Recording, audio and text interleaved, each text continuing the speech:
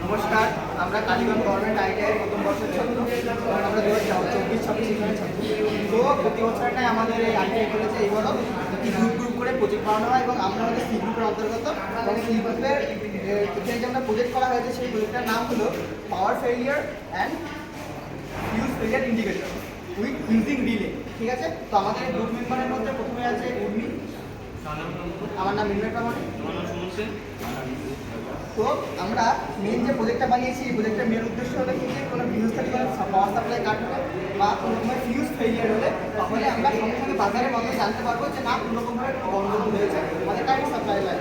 তো এটা কীভাবে কাজ করে এটা বাদ কী জিনিস দেখুন। প্রথমে একটা ফিউজ, একটা ট্রান্সমিটার, তারপরে হলো ব্রিজ, রেক্টিফায়ার, তারপরে এটা ডিলে, এটা হলো ব্যাটারি, এটা সুইচ এবং এটা একটা বাজার।